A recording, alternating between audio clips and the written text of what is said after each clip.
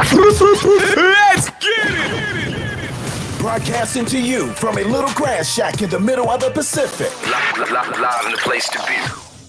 Well, they're actually in the Bay Area. Yeah! But they are the premier Pacifica show that shines a spotlight on positive Pacific Islanders. You listening to the sound. Role models coming brown every Thursday night at 6. East to west, we getting hurt. Brought to you by Pacifica by Design. It's the iconic Faika podcast with your hosts, Naki and Carl. What's up, Naki? Yay, I love that intro. One more shout out to our producer extraordinaire, to Menamoli. Put that together for us. We're so proud of it. We played it twice last week. We did it, and then we wanted to hear it again. We don't want people to get sick of it. And it's our show, so we can play it twice if we want to. So here we are, season 7, episode 2 of the iconic Faika podcast. Okay. Today, we're going to talk about a little bit about the Super Bowl. So that's right around the corner. It's game day coming up. I got my Steelers jersey on. Lord. Getting ready for the Super Bowl. Lord. Go Steelers. Lord. We are going to talk about Asian Pacific Islander, Native Hawaiian. There's a new report came out about hate crimes and issues of dealing with hate. Right. And so we are going to talk briefly about that. We've got an interview with Chastity Sisavaii Puefua. Yay. And we're going to hear all the amazing things that she's doing. And we're going to do our check-ins right now, but that's the show. Naki, what's good? That's the show. If you haven't noticed, it looks just a little different around us. Just a little different. You think? Like we have a new kind of new setup, which I love. And this is the first time that we're getting to see it.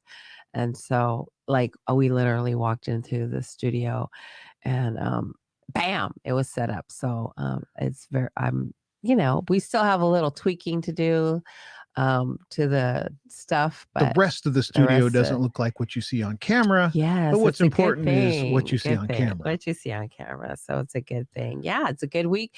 Like Carl said, Super Bowl Sunday is coming up. The Chiefs and Philadelphia. That nobody really cares. Nobody really cares. I don't think Niner fans care, but we do not. Steelers going to win another ring. I just care about my numbers. I just care about my numbers.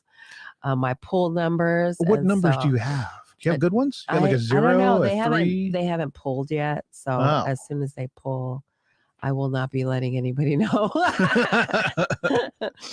So I always got numbers like 2 or 8 or 5 or something that is unlikely to happen, but that was always fun. And we'll talk a little bit about the Super Bowl a little bit later on, but it's always fun. It's kind of like fantasy football. You don't have to necessarily be invested in the players on the teams on the field, but you want that field goal, or you're pissed off they settled for a field goal, or why are they going for 2? Just kick the damn extra point. Makes the game fun to watch. Yeah, so I'm excited about Rihanna. Riri's going to be doing the halftime entertainment. My girl. Yes, your girl. My girl's going to be on stage. Riri will be doing. I'm excited to watch that all happen. The halftime show, and then my numbers again. If you, if I bought a number for you, you just shake them numbers really good. So a lot of football pools going on, of course, for the Super Bowl. I'm looking forward to nothing except for Riri and maybe a handful of commercials. And that's about it. So that's all I care about. This week I was crazy busy at work. I've had to drive into San Francisco every day this week. I know. You used to do that more often. I know. Every day this week, I had to drive into work because the big wigs, the VPs and everybody flew in to San Francisco this week. So we had to. Not that we had to, but it was nice to be present, and it was good to be in person, have in-person meetings. And so, I still work for the Fed. I'm just in a different department, and I love the department that I'm in. So those meetings are they different after being gone for a couple of years and not being in person, or or do you have any? I guess what I'm asking is, do you feel different in face-to-face meetings because you haven't done them in a couple of years? No, No? I don't feel different because we're always in meeting. Nothing has changed for PBD. Just like my work, my 9 to 5. Is it different being in person? I enjoy seeing the people that I usually am on screen with, teams, of course. But it feels good to actually talk to the people that I'm usually virtual with. Is it kind of a quiet, somber, like sad because all the Niner fans down there aren't? Is there a feeling after that NFC Championship game? Anyway, so all of and my boss is actually from Philadelphia. Yeah, he's from Philadelphia, so he didn't really say who he's cheering for, but we didn't want to put him under any pressure. Well, of course not. Of course not. So, and he was in San Francisco. It might have gotten violent. I got you. Yeah, that makes sense. Yeah, but tread lightly, being in the in San Francisco. So next year we'll get him. We'll get him. I do have to say that when I go to work, which is kind of, I am the biggest girl in the room. I'm the tallest. I'm 5'7". You're Samoan. Well. Are you still? I'm used to being around other Samoans. I think because I'm in person now, and when we're on virtual meetings, we're all the same size. We're the same size. And then I go into the office and I go into these meetings, and these women are all petite, tiny. Nothing wrong with that. That's awesome. But I feel like a giant. I feel like a giant because I'm 5'7", and everybody has to be at least 5'2", maybe 5 foot, 5'2". yeah, and they're really skinny. They're tiny women, and here I am eating cookie, because I snack, eating cookies. Somebody brought candy into. They're like, "Oh, I brought chocolates." Everybody was like, "Oh no, thank you. I'll take some." Hand that over. So yeah, I just feel like a giant, but that's okay. I'm excited to for everyone to hear about Chaz and her party wish. She's an entrepreneur. Yeah. I mean, I'm going to read everything later, but you're going to find out everything amazing about Party Wish. You should go follow them on Instagram. Follow her on Instagram. She had a big event this past weekend. Daisha. Ooh, Afro-Tene. It's this, she had one in Southern California this past weekend, and then she has one coming up this weekend in the Bay Area. So this weekend, you go follow her page, go register, and to see what is coming. Yeah, go check out her page because she had the event Galentine in Southern California last week.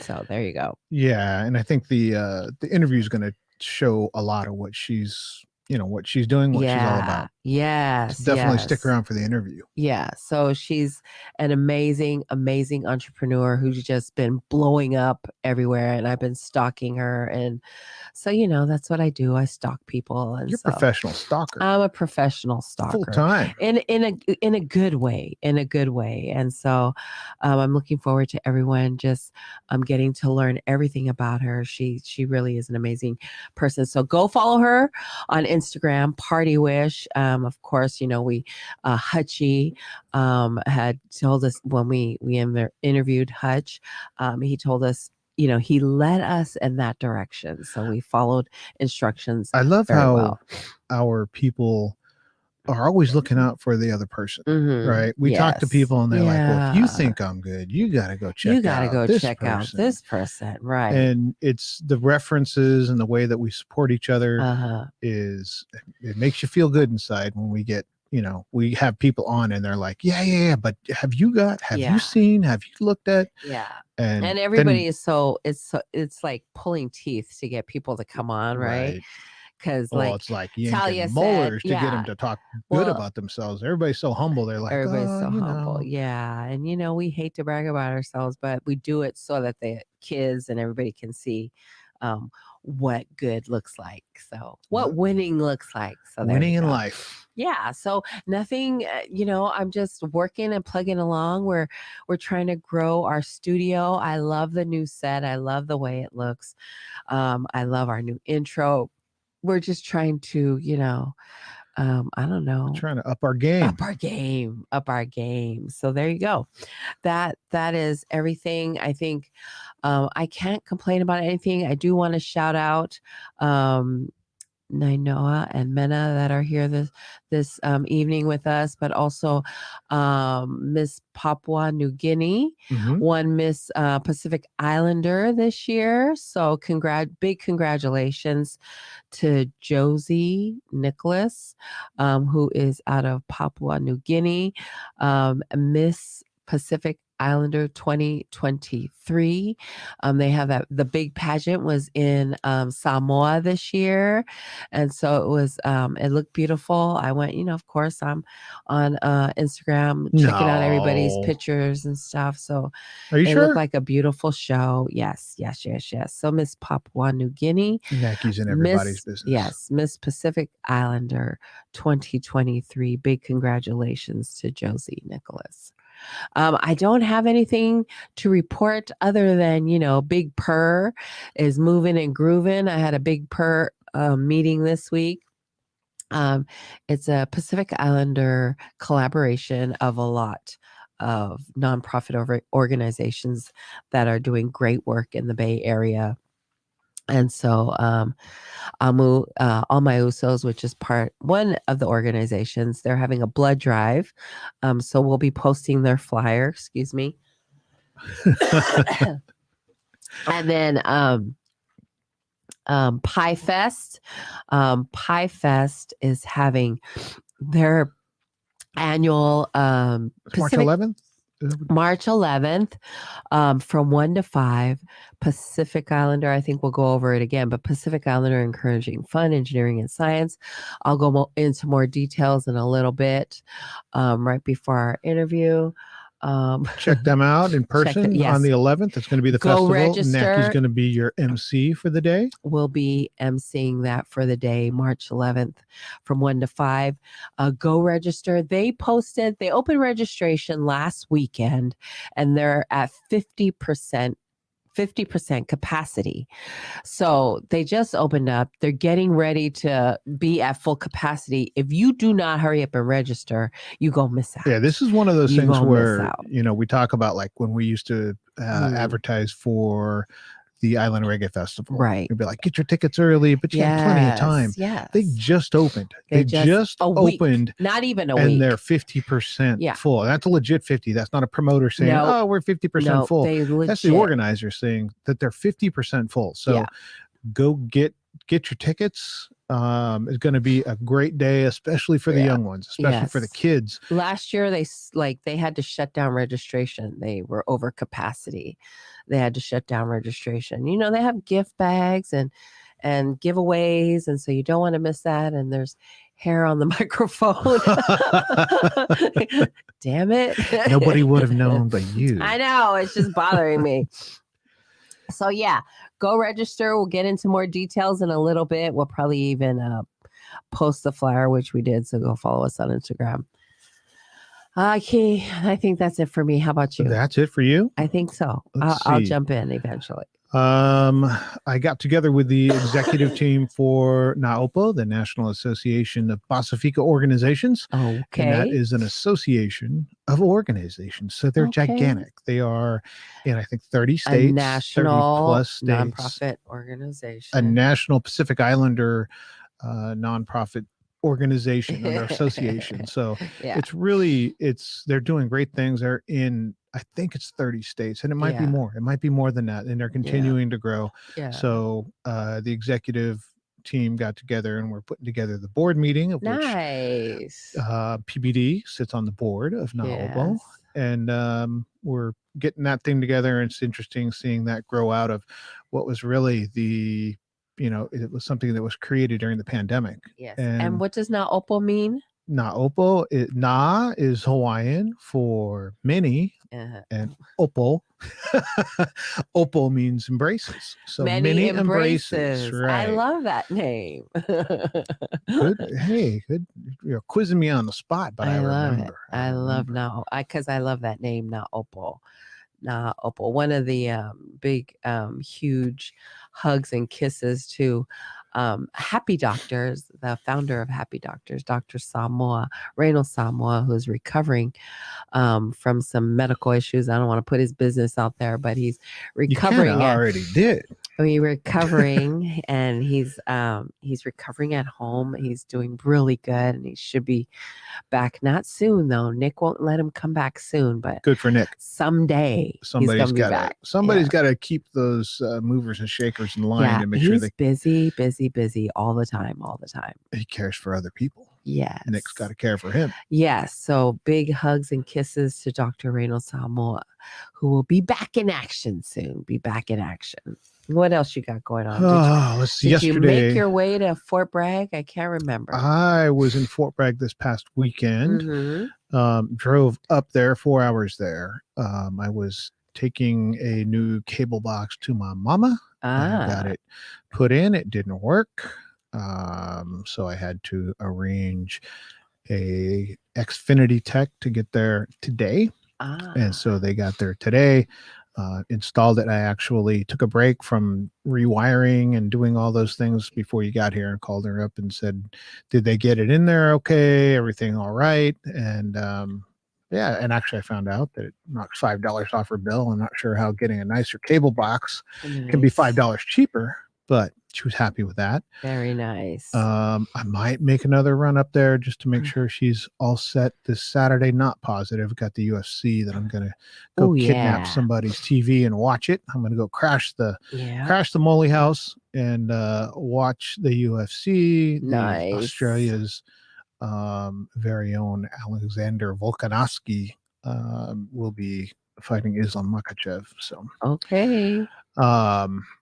And let's see. So yesterday I've been doing saunas and the float tank, and I had the best sauna that I've had, and I've been doing this for 7 months now.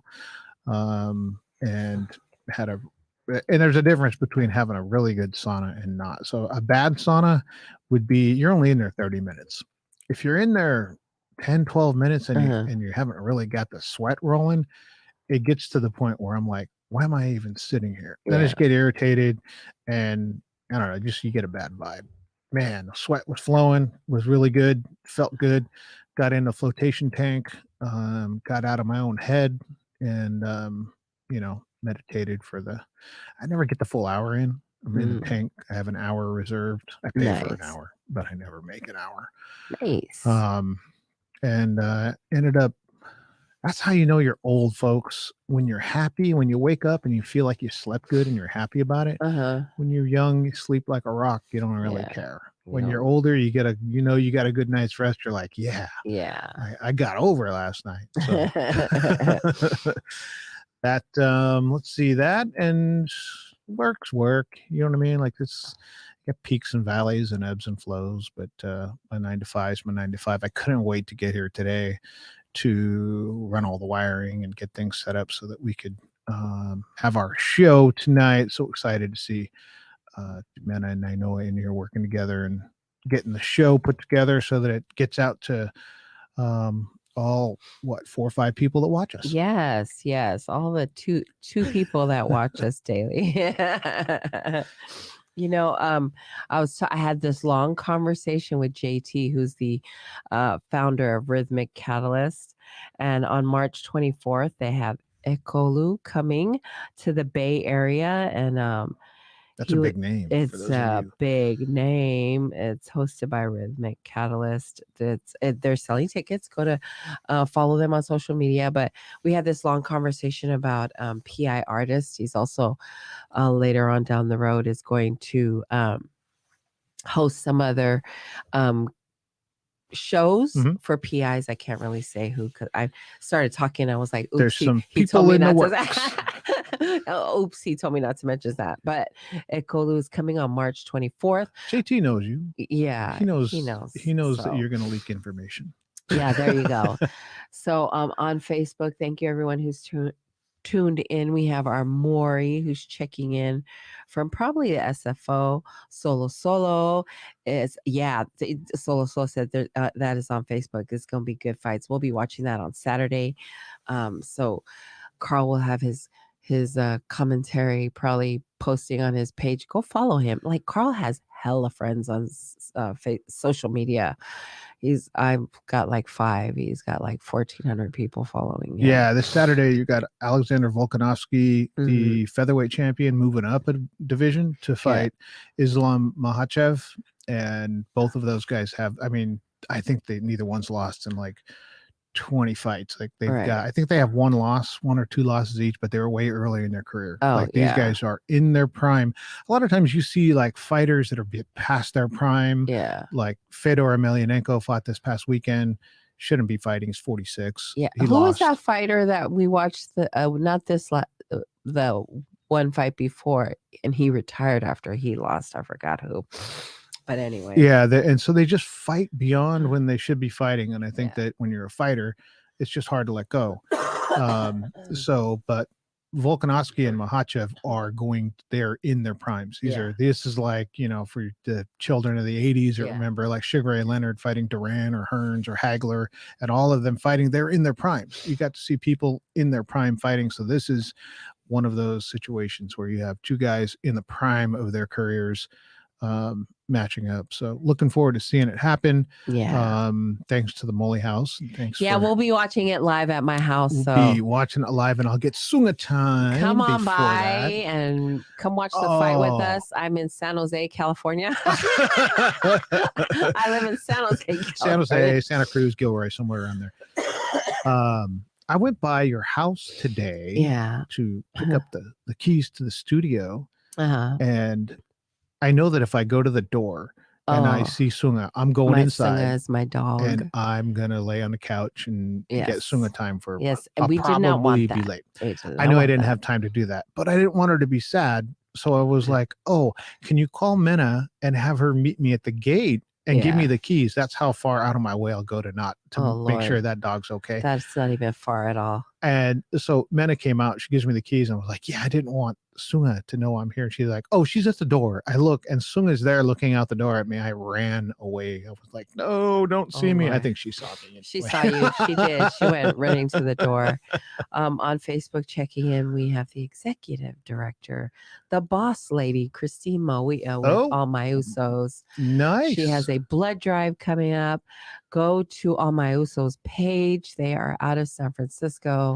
They do a great job with their blood drive. They have lots of food after. When I grow up, I want to be like Cree. I want to be like Cree. If you donate blood, they feed you after snacks, and you get a t-shirt. So, and you save lives.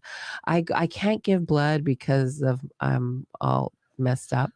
You and me both. We're not able to give blood. I have my iron is bad, and so blah blah blah blah blah. But go to All My Usos page, register for the blood drive, get there. I'll be there that day. Let's chit chat. Maybe I'll get to interview you. Maybe, hey, whatever.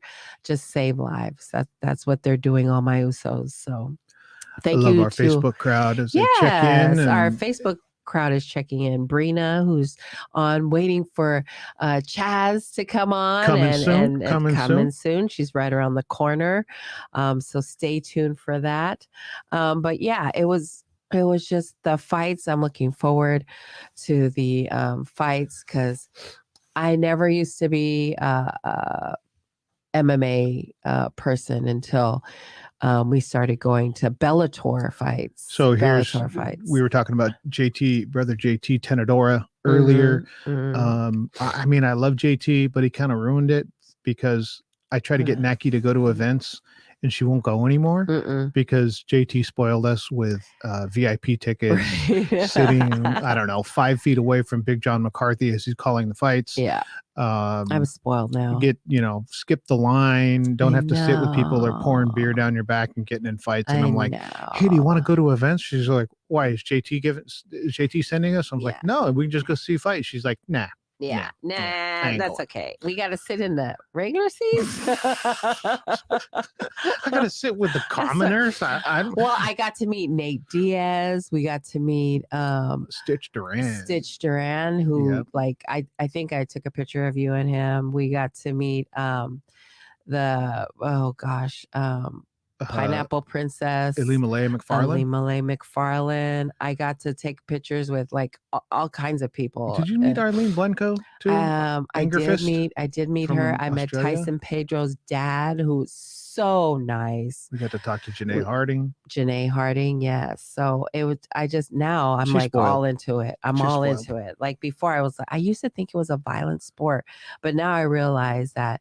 It's certain moves, you get them to the ground, you get a point. You get back up, you get a point. So you're a grappler or you're a striker. Nice. There you go. Look at me. Look at you. So I'm all into it. And so when fights happen, me and Mo usually she'll send me them messages on Saturday. Are there fights tonight? Are there fights tonight? Or sometimes she'll ask me, am I watching it? And I don't even know there's fights on. So yeah. We're going to be doing more with the Pacific Islander fighters. We have UFC 295 coming up, and it is the biggest UFC. It'll be one of the biggest of the year. It's got the return of John Jones moving up to heavyweight, and on the card is a Pacific Islander. We'll be profiling him on the biggest card of the year, and we have a Pacific Islander there. Max Holloway is in the mix. He's always... it's a good time to be a Pacific Islander. Robert Whitaker is trying to make his way back to the belt. Good for him. Yeah. Good for him. So he fought Israel Adesanya twice and lost, right? So tough to get a third title shot. But Israel lost. So now there's a new champ. Oh, nice. Now Whitaker can, he can get his shot at the title with a new guy. So it's an exciting time. It's gonna be a really good year for Pacific Islanders. Whitaker?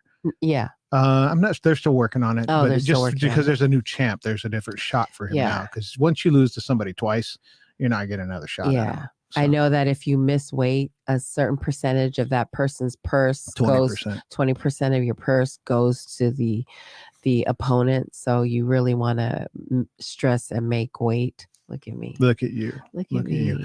A lot of times, though, the records of the people that miss weight is actually good. So you have fighters that it's kind of how you look at people the wrong way. Like if you're up 30 in the NBA and you run down the court and do a 360 dunk and you're up 30 points, people are going to be like, hey, you're showing up the other team. It's frowned upon, right?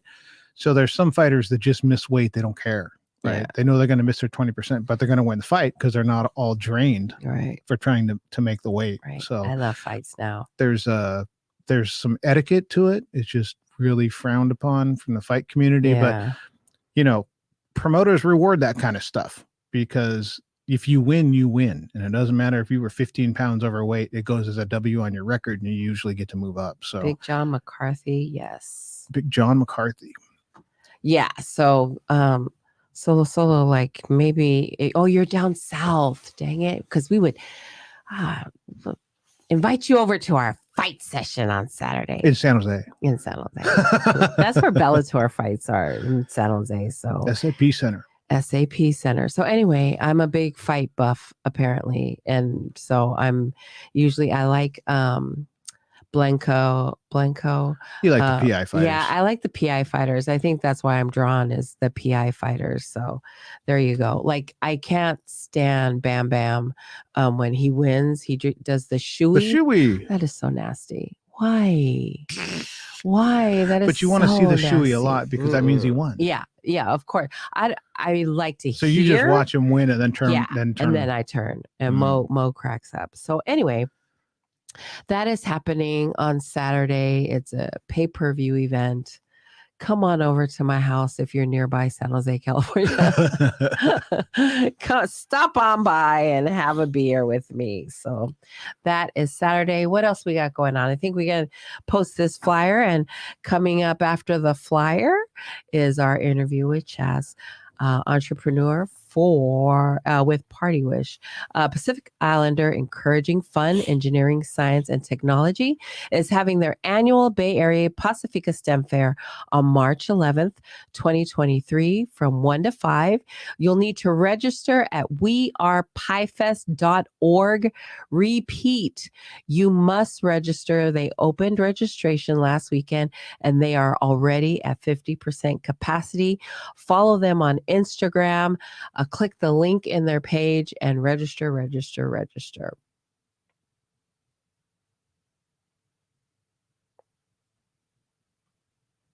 How you doing? Good. You ready? We back. Mm-hmm. All right. We're going down south today. We're going to, and I confirmed this just before the show and the pre-show, we're going to where the 110 and the 405 meet in Southern California, Carson, California. And we're going to talk about parties. And we're going to talk about entrepreneurship. We're going to talk about building things and believing in what you're doing. Some really exciting things that are happening down there. So, Naki, why don't you introduce our special guest and we'll dive into it. Yeah, I'm going to try not to trash your name, but it's Chastity Sisavaii Puefua. All right, we're going to call her Chaz because that's easier for me, and it's her nickname. Chaz is a mother, wife, business owner, educator. She's the owner of Party Wish and has 3 shops in Carson, California. Before starting her business, she taught pre-K for 8.5 years. Woo woo! Chaz absolutely loves what she does because she's able to combine her passion for teaching and her passion for crafting and customizing. She rents out 2 of her upstairs suites to 2 other amazing Samoan women-owned businesses, which we'll ask her about in a little bit. Mm-hmm. Chaz was raised in Paramount and Downey. She went to school in Paramount and graduated from Warren High School in Downey. She then attended a local community college to obtain her AA in liberal arts, which then led her to wanting to pursue her BA in education, which she obtained at Western Governors University online. Mm-hmm. Of course, it was a tough journey trying to juggle school, family, kids, and a new business, but she did it with giving all her glory to God and just all the blessings. And her family welcomed Chaz. Hi, you guys. Hi, we're so excited to have you on. I feel like I've been stalking your page for a little bit, and I love the artwork that you're doing. Is there anything I left out? Tell us a little bit about your family and where you're from, just to give a little bit more details than what I gave. I was born in Long Beach, but raised in Paramount and then Downey for my high school years. My father was from Western and my mother's from American Samoa. My mom came here as a baby and my dad came here in his young adulthood. And I have my brother and I have a lot of sisters. Yeah, we were raised in the LDS faith, been born and raised in the church. And that's a little bit about my family background. Well, you started teaching, got into education. What led you to education? Ever since I was a kid, that was like my childhood dream, to be a teacher. I've always loved school. I remember my mom said when I was starting kindergarten that when she walked me into the gate, like I ran into the gate and I never looked back. I liked school.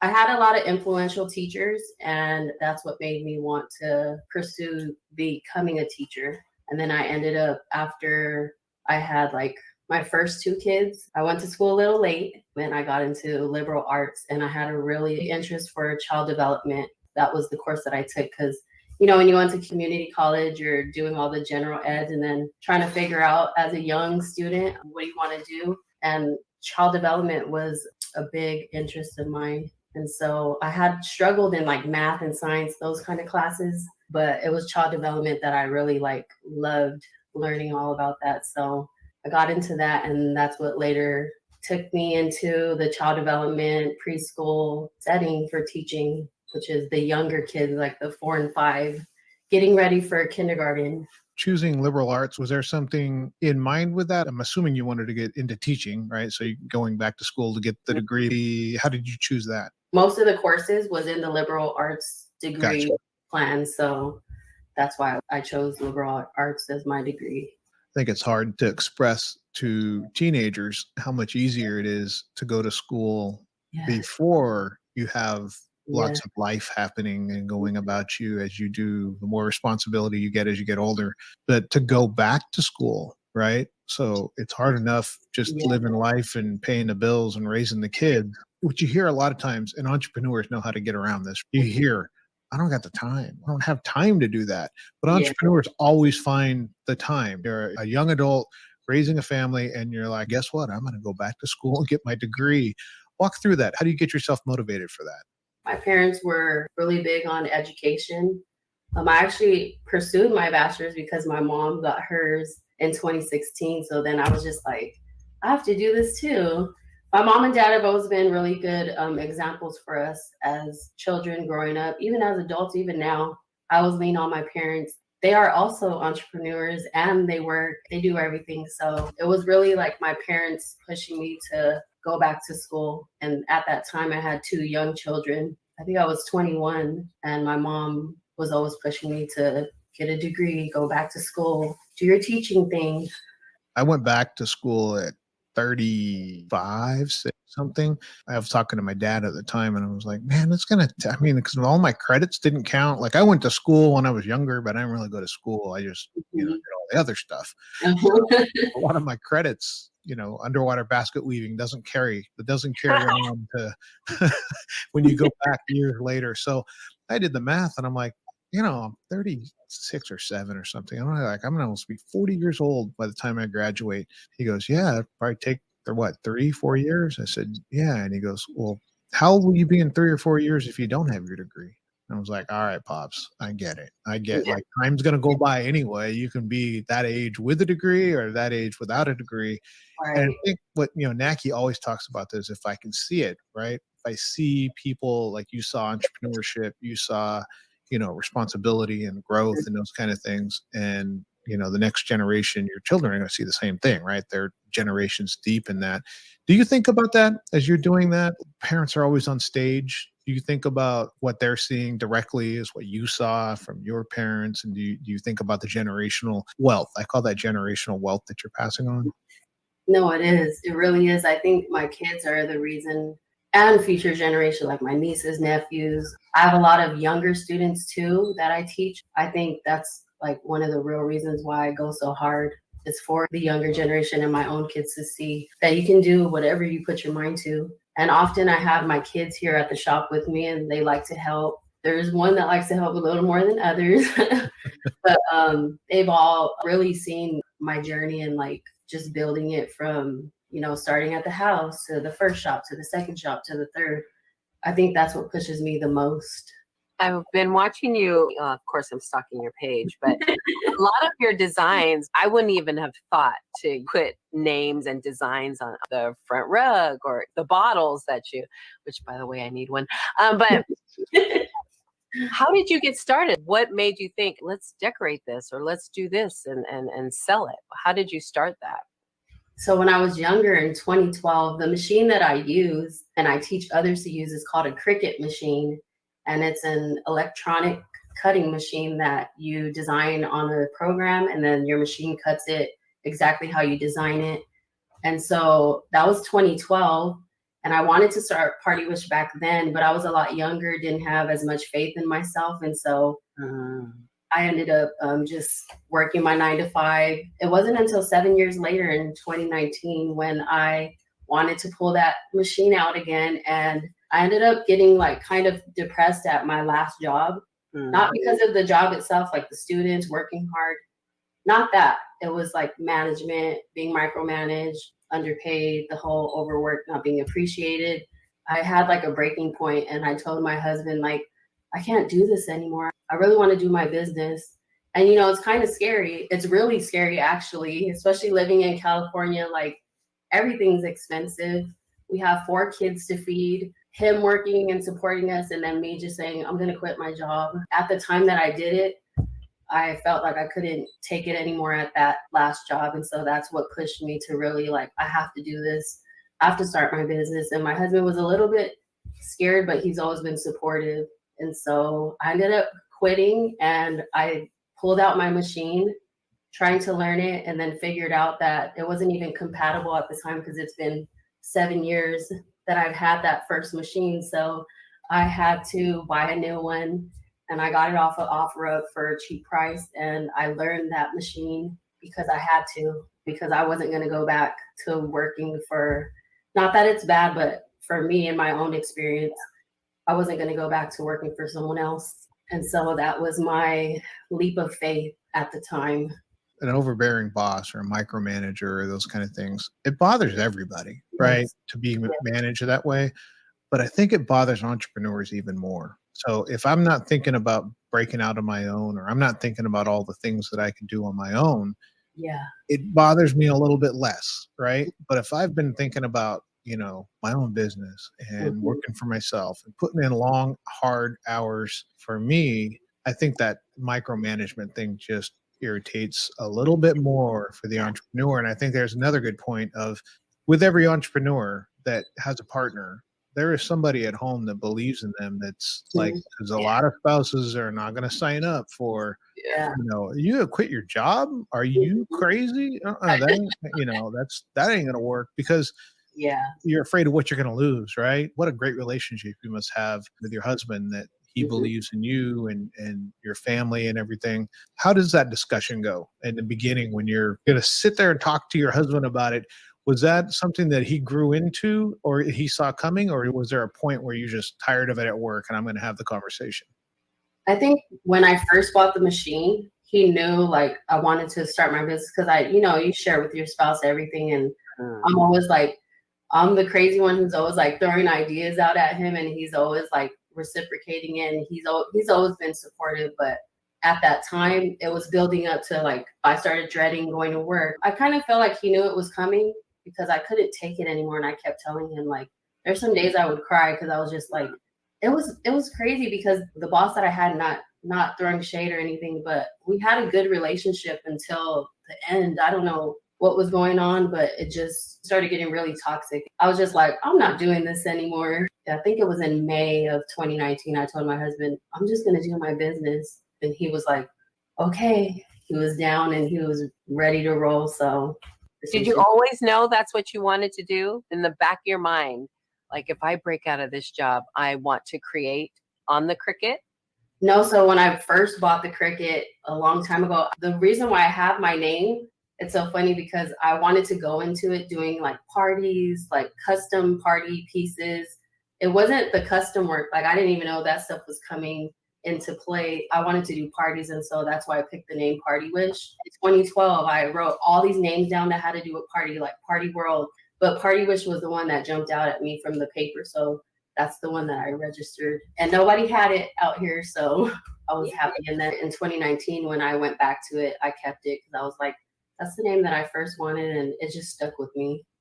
Well, it's a good thing you didn't pick Party City. They're going out of business. They're going bankrupt.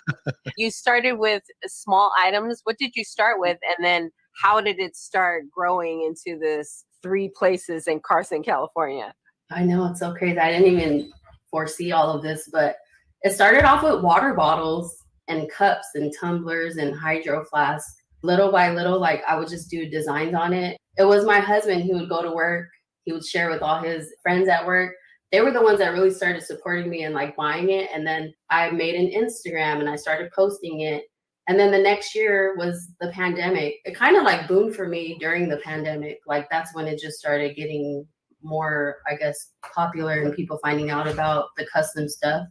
But going into the different items, it was people requesting different things.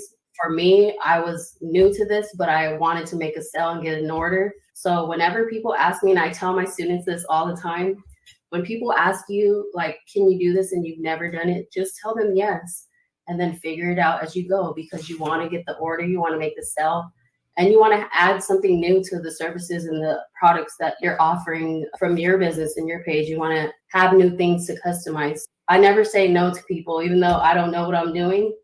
I say yes, and then I just figure it out. And so that's how the bottles and all that came about, because I started off with the water bottles and cups, but people would ask, can you do this? Can you do this? And I would always say, yes, I can. That's think so that's awesome.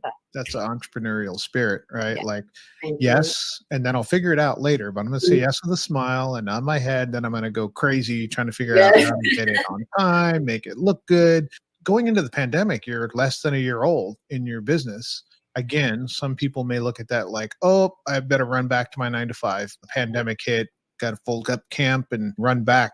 How do you see that as an opportunity when you're going into that? How do you not like give up and say, oh, this crazy pandemic's happening, I'll start the business when all this is done? So the crazy part about that was my mom. So I started off from just a little corner in my dining room, and I would just craft and make things. People would come to the house and pick up. I would go drive around and deliver. And then my mom, she was like, you need to look for a shop or someplace that, you know, your customers can come and pick up their stuff from. And I never thought about a shop. I was just like, oh, this is fine, you know, working from home. And then I started looking around Carson, didn't find anything. And my mom told me to look on Craigslist. I went on Craigslist and found the shop upstairs, which was the first one that I was in. And it was within my budget, and it's 4 minutes from home. So I told my mom, and she's like, apply for it. And so I applied for it, and I got the keys in February 2020, which was a month before all of the closures during the pandemic.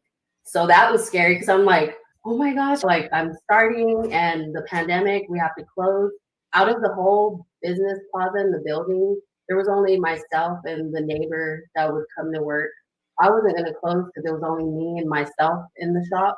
So I wasn't around other people. And it was just two of us, the neighbor next door and then myself, and everything else was closed down. We remember it was like crazy during that time. But that's really when it picked up during the pandemic. I knew that I just got this shop. I'm like too deep into it. Yeah.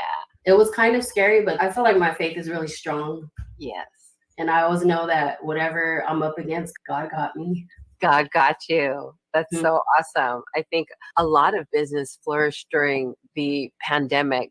You know, people are home scrolling through social media. Oh, we could book this for, you know, a birthday or, and unfortunately there was a lot of funerals during that time. So people needed programs and, you know, all kinds of items, pins and stuff for those kinds of things. Who does your designs? Like I see, you know, like the tribal designs, like they call it tribal designs, but you know, who does your designs? Is it you? Does your husband help?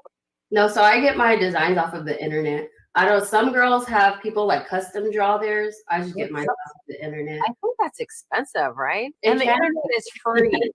Yes. But plus you can customize it any way you want, and then it's yours. And then it's yours. Not to be doom and gloom, but one of my favorite things that you do is the caskets. That's my favorite thing. That is one of my favorite things that you do. And I was like, that is so original. I don't think I've ever seen anybody do that. It's also beautiful, and it's a beautiful tribute to the family. Did somebody ask you, or did you think of that, you know, on your own? That's what happened? Someone asked me. So there's a couple girls out here that do the caskets, and I didn't have a chance to do one, but I have a family friend. I believe it was her uncle that passed away. And she was trying to situate something with one of the girls out here, but it didn't go through. And then she hit me up and she said, do you think you can do something like this? And I said, yes. And from that first one, I always tell this story to my students. It was so crazy because I didn't have any dimensions of the casket, no picture. I don't have the casket in front of me. And all I did was just have faith. And I did all these tribals. Weeded it is like taking this little, let me show you.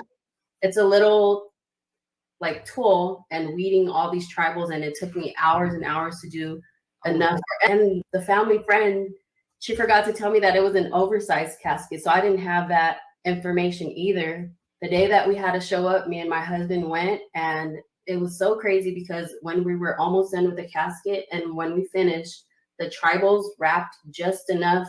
Like we didn't have any more or any less. And I remember calling my mom and like crying to her when we finished, like taking pictures. And she was like, it was meant for you to do that. So when we got the hang of how to do the first one, more casket. It was on, huh? Yes, it just started coming in. And even nowadays, I think it's my fault because sometimes I forget to ask the customers, like, can you send me a picture of dimensions? And sometimes they get super busy, you know, during funerals. Yeah. And it's hard to the back and forth. So I just always go in with how much I think we need, and it just always, you know, we're used to it now, so we always know what to expect. That's always so makes- awesome. It's Thank so you. beautiful. It's just so beautiful because it's a tribute, their last tribute to their family member. That is one of my favorite items that you do because, you know, I was like, Yeah. okay, I already told my kids, go here, go here when it's my time. That's who you're going to see. It's Thank beautiful. you. It's It's such a actually big my part of the favorite. culture, right? Yeah. It's such a big piece of, you It know, is. saying goodbye, mourning properly, and, you know, having that be a piece of it is, and just the fact that somebody reached out and said, you know, hey, I'm thinking about this. Can you do it? And Mhm. classic moment, right? Like in the Yeah. back of your head, I'm sure about, but yes, absolutely, get it done. But I got to say this before I forget and before we move on. For everybody listening, this is the power of being supported, right? She's being supported at home. Her mom is supporting her and telling her, get your own place, you know, do these things. That's the power of having people support you. I mean, the faith obviously is always a big piece of our culture, but having family members and loved ones weigh in and say, I believe in you and you can do it. Yes, let's take that jump means so much. There's so many entrepreneurs out there that don't take the jump because there's people that are saying, that are in their ear going, what about your benefits? What about this? What about that? So congratulations to you and all of your support, your family, for, you know, lifting you up and holding you up and allowing you to be as great as you are supposed to be. Thank Now, you. back to Nick. Sorry about that. Yeah, no. I love all the items. Everything that you do, I always feel like, oh man, that's an original. I don't know anyone out here in the Bay Area that does that for caskets. I was blown away when I seen it. I think I've touched every picture on your Instagram. And by the way, go follow her on Instagram and all her social media. And we have her website right here at the bottom of the screen. So go, go, go. Faika is just an excuse for Naki to be on social media and stalk people. I know. I'm always looking for fabulous people. We always talk about like being on stage for our kids. Do you see one of your kids like you think is going to follow in your footsteps because you chose this road? They're watching you, you know, live out your dream. You're inspiring them. Do you see your kids and any of your nieces and nephews? Do you see a little spark like in their eye? It's funny because I just had this combo. So my now 12-year-old, she turned 12 yesterday. She's the one that always says, I'm going to be the next party wish. The younger two are always here helping. She's the oldest of the younger two, but she actually was the little one that helped us like painting all the walls in this shop. And like, she's always here helping with everything. She's the one that she loves to craft and she loves working hard. So I know for sure, because we just had this conversation, me and her, but she shows a real interest in it. The little one too, but I know that my 12-year-old is the one that will carry the torch. Being an entrepreneur is not for everybody. Seeing that you can do what you want, right? So if you don't want to be, you know, own your own business, you don't want to do those things, but you want to be, I don't know, you want to be an astronaut, right? But if you see people doing things that they want to do, and it may be the entrepreneurial role, but it may be something, you know, some career that they want to pursue. And they say, you know what, I saw mom do it. I saw grandma do it. It's got the right role models in their lives. That's for sure. Thank you. What do people expect to see when they come into any one of your shops? What are the different products that you are able to offer? Basically anything. I say all things custom. I have a storefront, but I don't have things readily available. Everything's like custom made when they order. But I do have in my hallway, it's kind of like an art gallery where I have pictures of my favorite pieces that I've done. My most popular ones are my custom bottles, the liquor bottles, and my custom acrylic signs. I also have the custom caskets. I do a lot of work for funerals, and a lot of people kind of tell me like, aren't you scared going to the mortuary or the cemetery? I actually feel at peace there. Like it's so calming, and when I'm doing the work that I'm doing, I always think of the person that I'm doing it for and that the family is honoring. And so I always put my heart into that when I'm doing the work. I do a little bit of everything. I don't turn anything away either.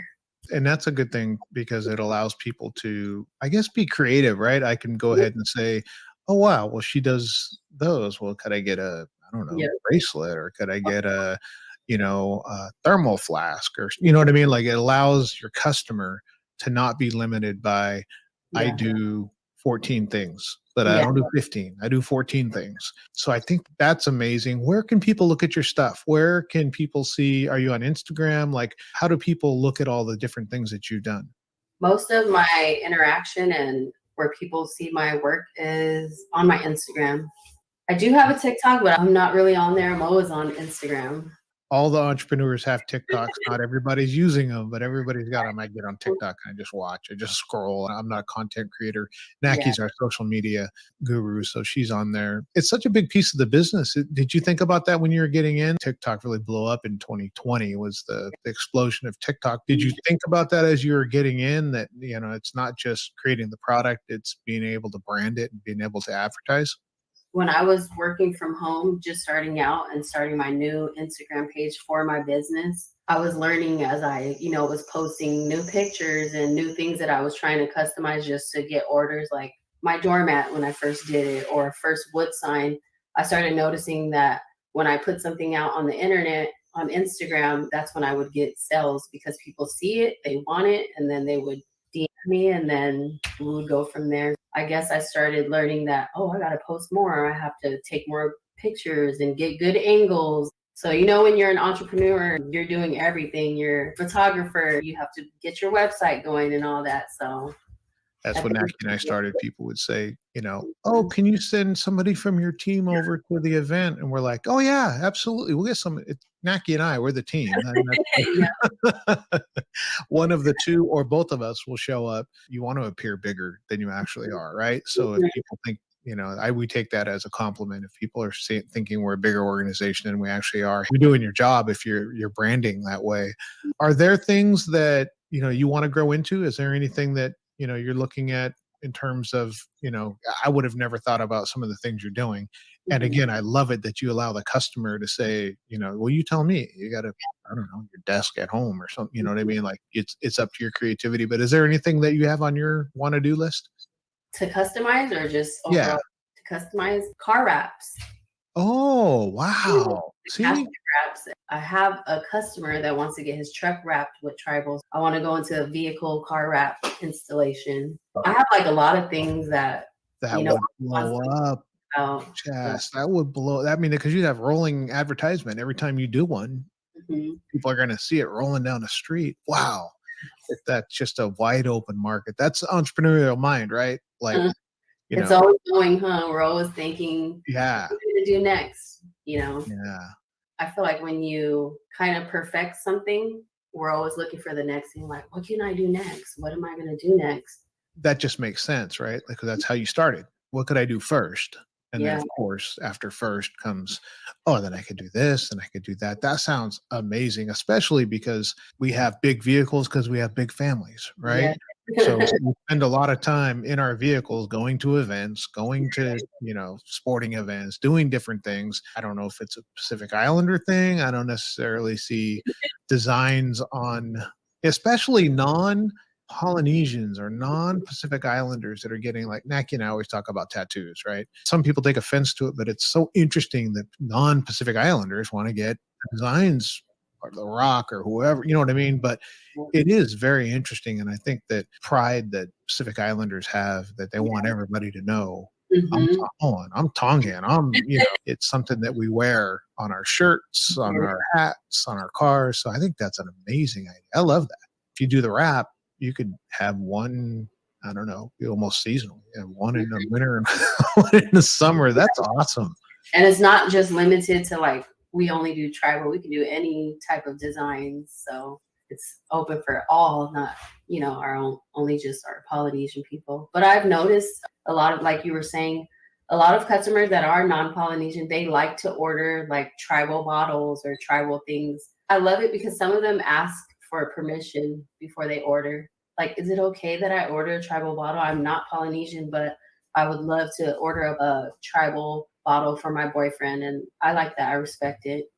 Yeah. People are more careful now. I mean, some could be more careful than they are. I think that it's just more socially aware. What's interesting though is you don't see a bunch of things of, Illinois license plate, right? But you see all kinds of people vacation in Hawaii and they come back and they got like 55 different things that they're going to have on their car and at work and all these kind of things.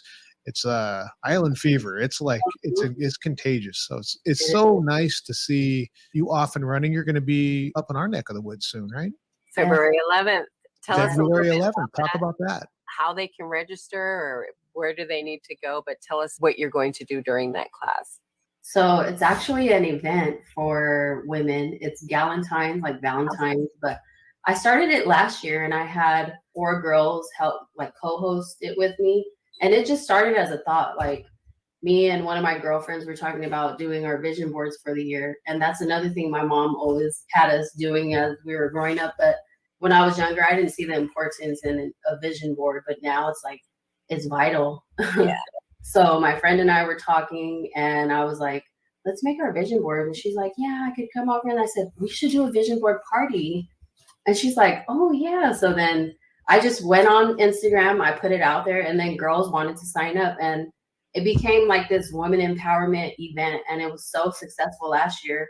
But last year we kept it more like small and intimate because it was the first one. But it went so good that this year I sold out for my SoCal Galentine's and then my Bay Area. So I'm doing 2, one this weekend and then one next weekend. Nice. Yeah. Nice. I love being around that energy, like that good, positive, inspiring, uplifting energy. And so that's the kind of company I try to keep around me. So I put it out there for not just business owners and entrepreneurs, but just women. And it's so funny because some guys on Instagram, they're like, this is kind of sexist. You need to do one for guys. But we focus on just empowering each other. You know, we live, especially in the Polynesian community, there's a lot of like, you know, sometimes cattiness and stuff, but I really like to seek out the energy that I like to be around.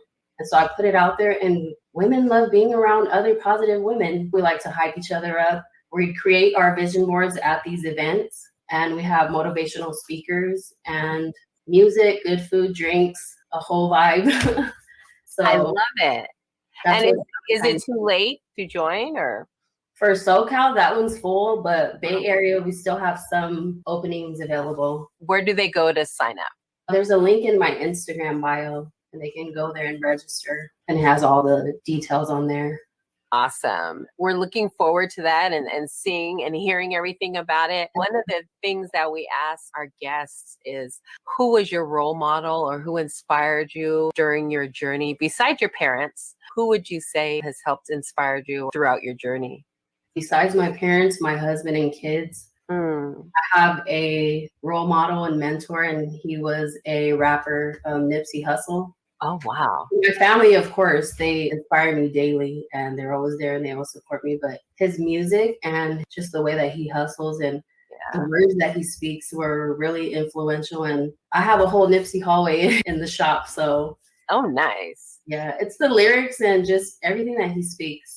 I don't idolize him. I only idolize God, but he was really motivational in the journey.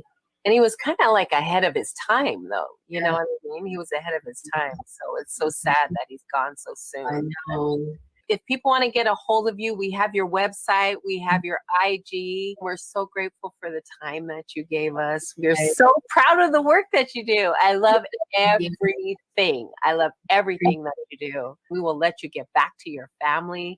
Thank you so much. Is there anyone you want to shout out besides your husband and kids before we let you go? My friends, Auntie, the Red Letter Co., What's Craftin'. They're Bay Area pedestrians, so they're out there. And JB Creative, she's out here. They're all powerful women, and they all run their own business, and we're all really good friends.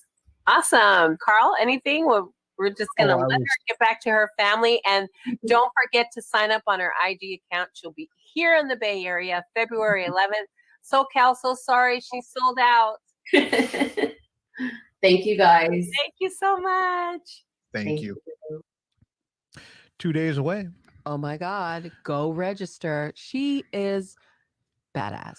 She's badass. You can't share space with her without being inspired about what you're doing in life. So. Right. Just her whole crew was on, just cheering her on. Let me just, of course, Solo, who is probably the amazing husband that supports her. June Fuenga. Thank you for joining us this evening. Douglas Mulipola. Elizabeth, who is her mom, who I'm sure is very, very, very proud of her daughter and the job that she's doing. And everybody should be proud of her for Yes. supporting her daughter Her the way that she daughter. has. Yes, yes. Joanna Tafao Braganza. I'm sorry if I messed that up, but there, like tons of people are on there. What's crafting? Ha. Hey, very What's catchy. crafting? I like that. I'm gonna have to go stalk you. Tori Elisara is on, just her whole crew. Tori, we may be related. So, Elisara is my family Elisara. name, my family name. So I'm gonna go stalk your page. But please go follow Chaz at Party Wish. There's an event happening this weekend, February 11th.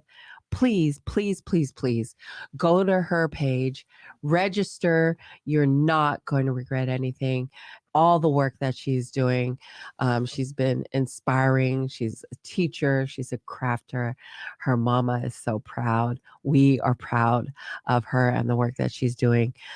She's setting a great example for her community, her kids, her family. So thank you so, so much for joining us. I love her work. So, thank you, Hutchie, for turning us on to her. Yeah, I love that she's not, a lot of people just stay, in their backyard. You know what I mean? And she's making a trip up here. Yes. She's reaching out, touching other communities, geographically. But Yes. within the Pacific Islander community, it's always nice to see somebody out there inspiring people, understanding the shadow that they cast and understanding, kind of being on stage and really grabbing that and running with it. Yes. So great job. Love to see it. Yes. We'll probably check in with her and maybe 9 months, Follow a year, up, and just kind of see yes. what's going on and make sure that light stays shining on our Pacific Islanders that are winning in life. Thank you so much. We love you, Chaz. Congratulations on all your success and God bless you. So I don't know. We got a Super Bowl coming up in a couple days. Yes. We got a halftime show. Is there a favorite halftime show? There was a list that was generated today that I saw. Oh, yeah. The 10 greatest Super Bowl halftime shows. So I was going to ask Naki, because I already know the answers. But are there any that stand out in your mind that you're like, I really liked that particular show? Yeah, it'd have to be last year. So Dre, Snoop, Eminem, Mary J. Blige, Kendrick Lamar, and 50 Cent ranked 4th. What? Right? That's where I was. I was like 4th. Who was 3? So 3 was Beyonce in 2013. Okay.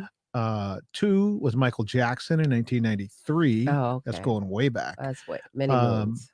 And before we get to number 1, Paul McCartney in 2005. So I have a funny story to tell about that. The triplets were, 2005. How old were they in 2005? 6. So, and that came from the producers. Both the producers held up their hands to tell me that the triplets were all 6 in 2005. But Paul McCartney was following up the infamous Janet Jackson wardrobe accident. So it was keep it family, keep it, family related. And he was singing, I can't remember what he was singing, but Malia was like,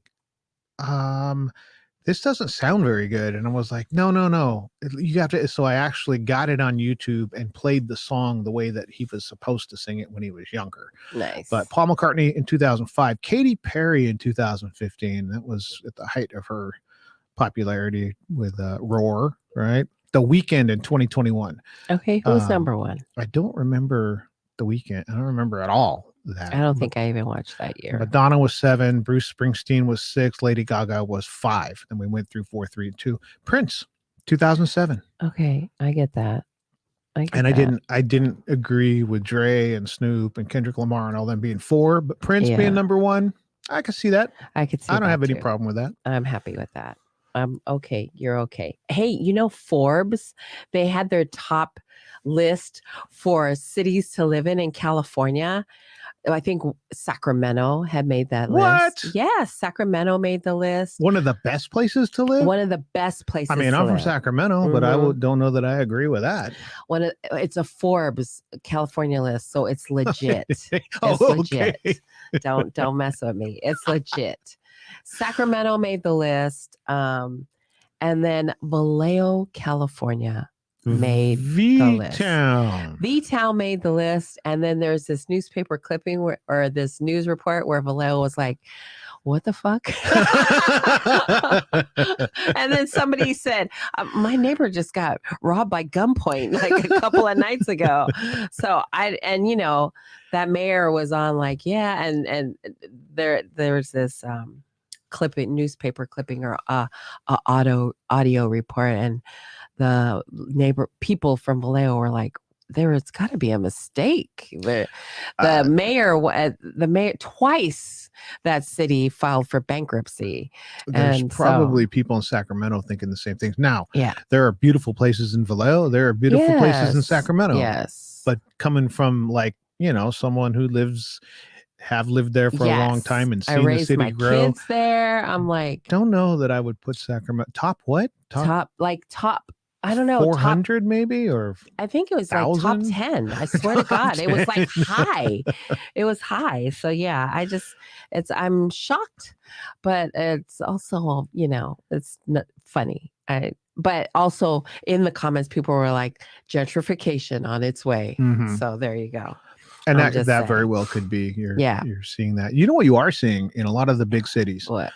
And DC is a great example because of all the areas, and New York as well, and San Francisco as well. The downtown areas are dying because of the evacuation that came from COVID. Yes. So you've got all these businesses that really relied, like in DC, right? You have restaurants that relied on governmental, the Capitol, all these places. Right. And so they would go to restaurants, they'd go to all the places just down the block and those kind of things. Shuttered. Well, that's how Snacky with Nacky started. So yeah.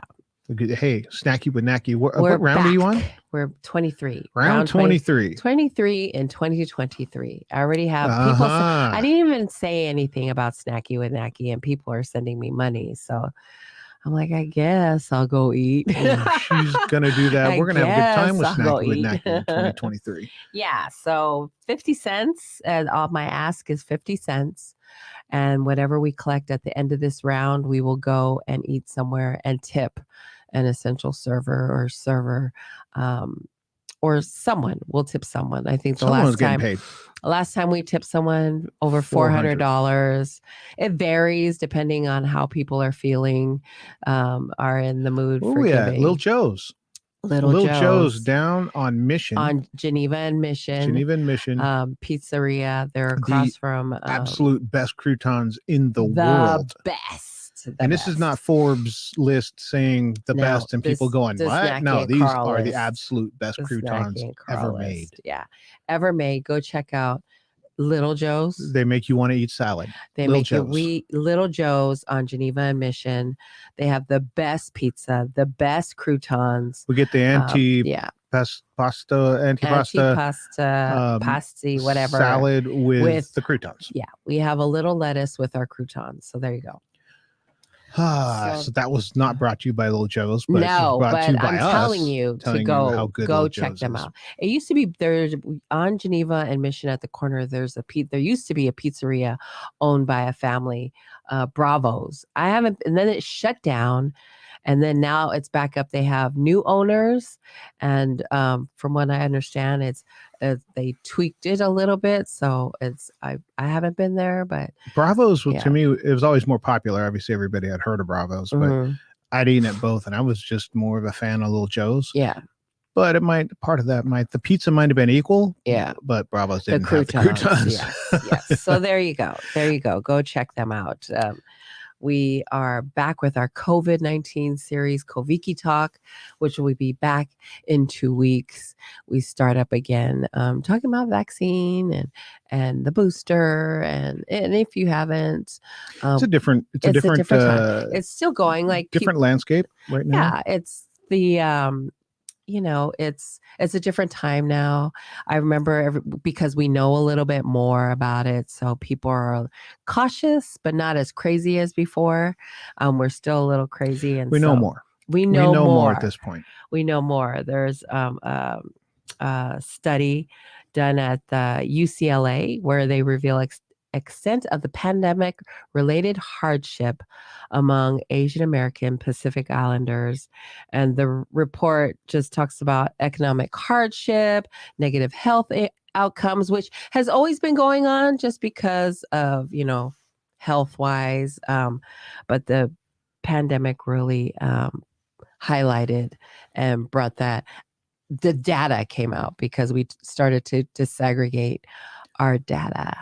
As we, a lot of things we know, right? Right. So we know that we're more likely to be victims of hate crime. Yeah. Because we know, but there's Correct. no way for us to prove it. We just know, right? Yeah. So when studies like these come out and you have data that shows that Asian Americans are, and there's a statistic in here, 66% of Native Hawaiians, Pacific Islanders, and 65% Asian Americans said they're very worried or somewhat worried about gun violence, right? Gun violence. We know yeah. that, right? But we don't have any studies to show that that's a concern. And Yeah. I think a piece of it is that we're more likely to live in poverty. We're Right. more likely to live in neighborhoods that have to, in diverse neighborhoods. Diverse neighborhoods. Yes. That have trouble getting health care. So all Right. those kind of things, it impacts that and it amplifies it. Mhm.